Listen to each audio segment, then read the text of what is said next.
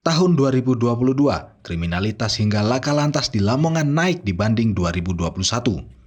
Jumlah kasus kriminalitas hingga kecelakaan lalu lintas di Kabupaten Lamongan sepanjang tahun 2022 mengalami peningkatan jika dibandingkan tahun 2021. Kenaikan tersebut diungkap menurut Kapolres Lamongan AKBP Yakob Silvana Della Reska saat menggelar rilis akhir tahun Jumat 30 Desember 2022. Peningkatan kasus kriminalitas di tahun 2022 tak lepas dari meredanya pandemi COVID-19. Karena pada 2022 mobilitas tinggi seiring dengan PPKM longgar karena sudah vaksin. Lebih lanjut, Yakob mengatakan para tersangka kasus kriminalitas di tahun 2022 ini juga banyak berstatus residivis, terutama dalam kasus peredaran narkoba.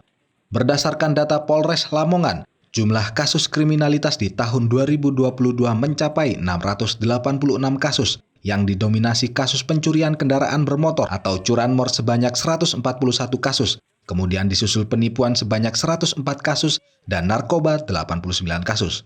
Jumlah tersebut mengalami kenaikan sebesar 10,93% dari tahun 2021 dengan total 611 kasus didominasi pencurian dengan pemberatan atau curat sebanyak 96 kasus, narkoba 82 kasus dan curanmor 78 kasus.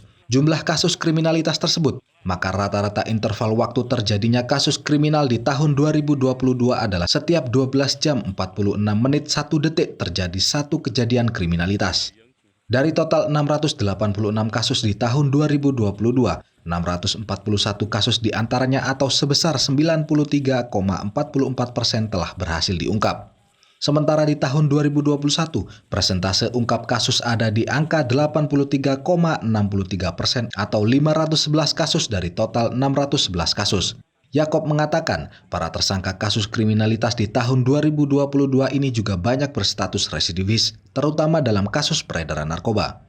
Selain kasus kriminalitas, peningkatan juga terjadi pada kasus kecelakaan lalu lintas atau laka lantas pada tahun 2021, jumlah laka lantas sebanyak 896 kasus, dengan jumlah korban meninggal sebanyak 189 orang, luka berat 4 orang dan luka ringan 1093 orang.